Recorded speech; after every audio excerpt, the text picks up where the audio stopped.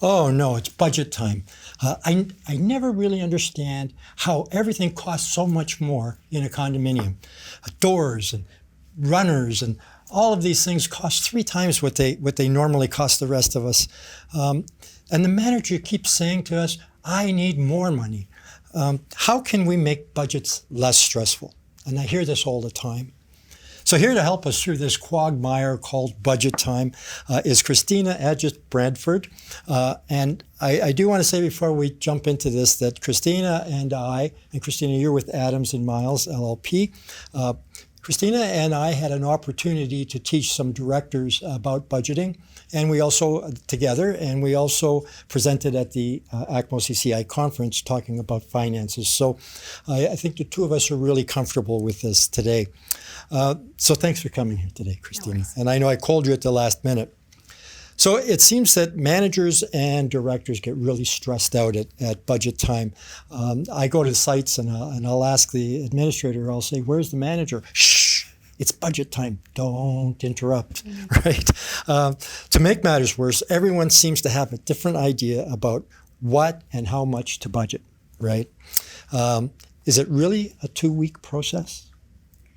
So, Murray, I am a firm believer that if you can put some time in advance preparing, it can help relieve stress. So, no, I do not think that budgeting can or should be crammed into a 2-week process. So, budgeting can be much less stressful if you start earlier in the year.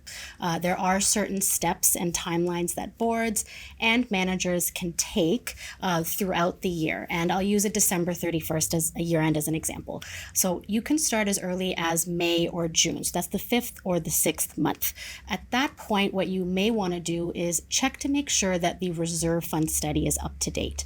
And the reason for that is your reserve fund contribution is likely the largest expense that a corporation has. So you want to make sure that that contribution is based on an up-to-date reserve fund study. And if it's not, give the engineers a heads up so that process can get started. So the next month is the 7th month, that's July. At that point, directors and managers may want to make sure that their contract summary is up to date, check the terms, conditions, make sure that it's complete, so those amounts can be factored into the budget as well. The 8th month, you may want to look at your utilities and make sure that you're tracking your consumption and your rates for the previous year. And the reason you want to do that is because when it comes to budget time, you want to make sure that you're building your projections on past actual data. And then finally, you're at the 9th month. You want to maybe take a look at that point at your unaudited financial statements and build a projection for those next 3 months.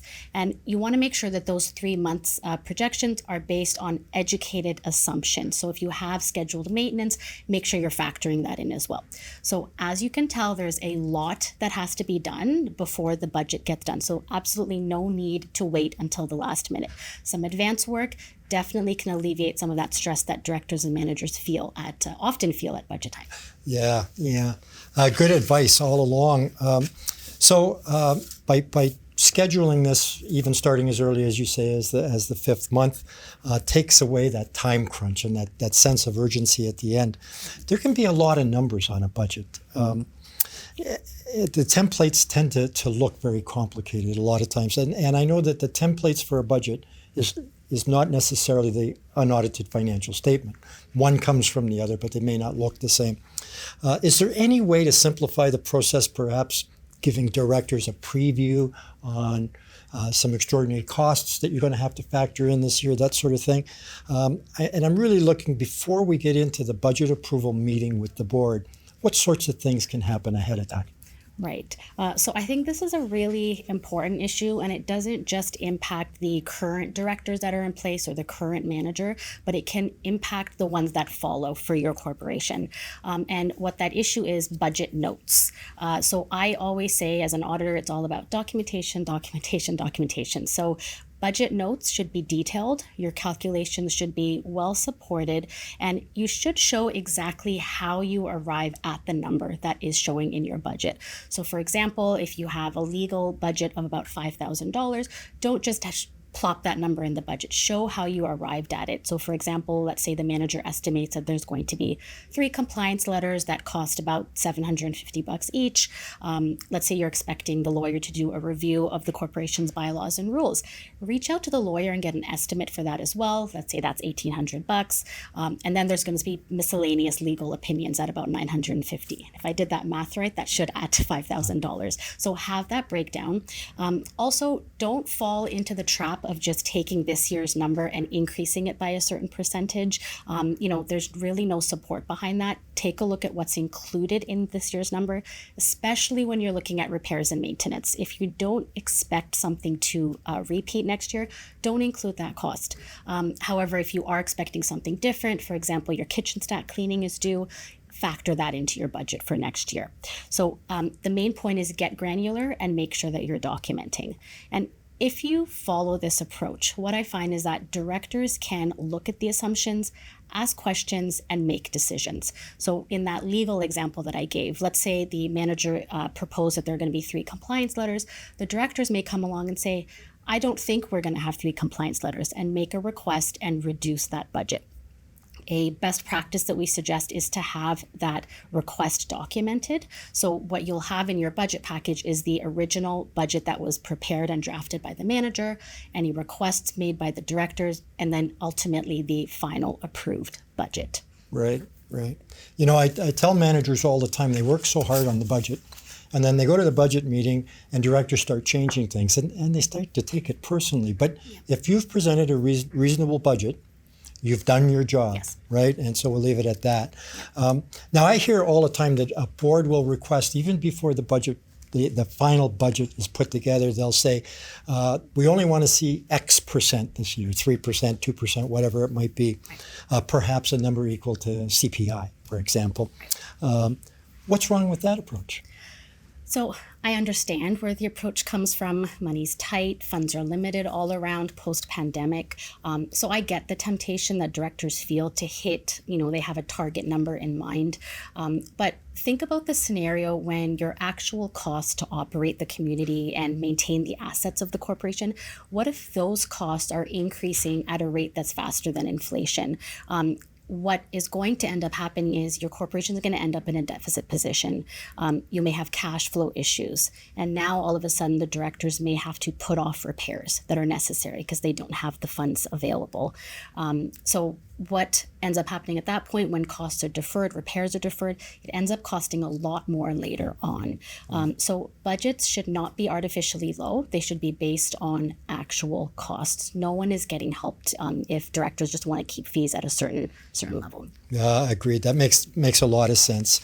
Budget for what's expected to be done at prices you expect to pay, Yep. Right? Yeah, that makes sense. Another way to keep the cost of living down, and I say the cost of living because the budget, amongst other things, when you're a resident in a condominium or a strata, it has its own cost of living, right?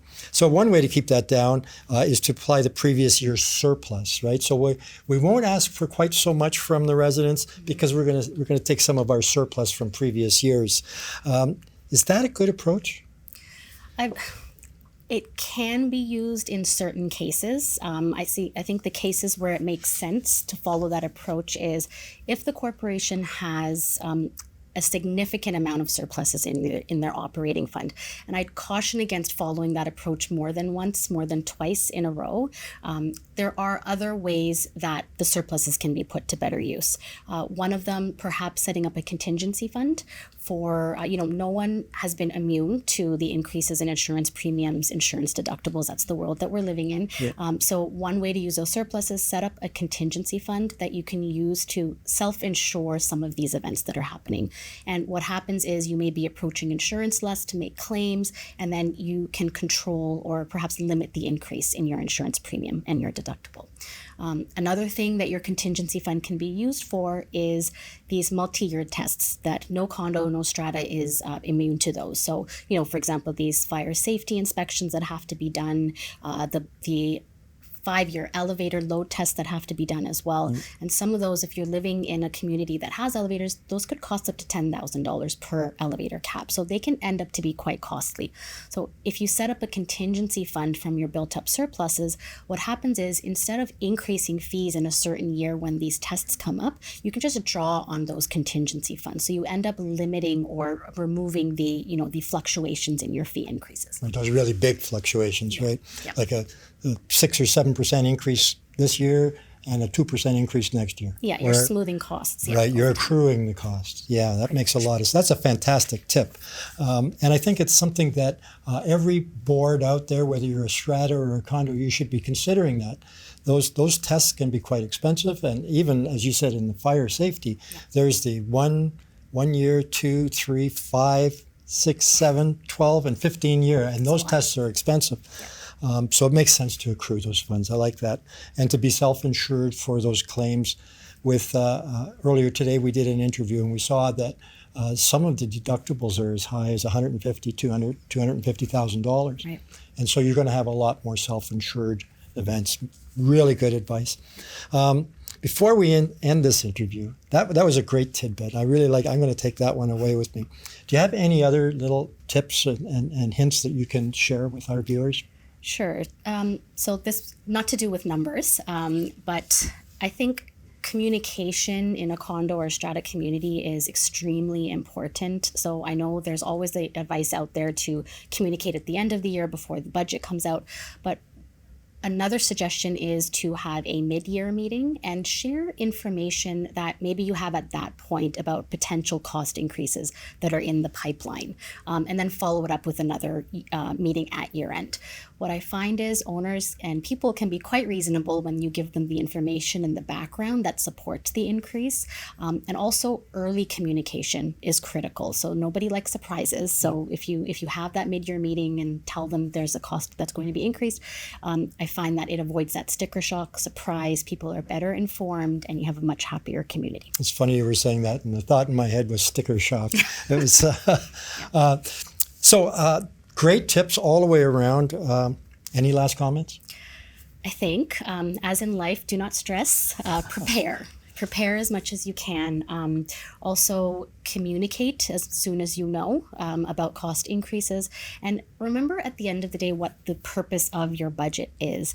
It is to protect the investment of the owners. And for a lot of the people who are living in these condominiums, in these stratas, their home, that is the largest, most significant investment they have. So as a director, before you are approving that budget in hand, do that sense check. Are you in fact protecting the owner's investment? Yeah, you're not doing anybody any favors when you're artificially lowering the monies that you're collecting. Right. Well said, well said. Well, thank you for coming here and sharing these tips with us today. And I hope that all of you out there watching this start to think about things like these contingency accounts and spreading that whole budget process throughout the year rather than throughout the next 2 weeks. So there you have it. It doesn't need to be budget crunch time right at the very end of the process as you're getting to your year end. These contingency plans, all of those things. Review this video that you're seeing here today. And as you get closer to budget time, have another look. It's going to help you.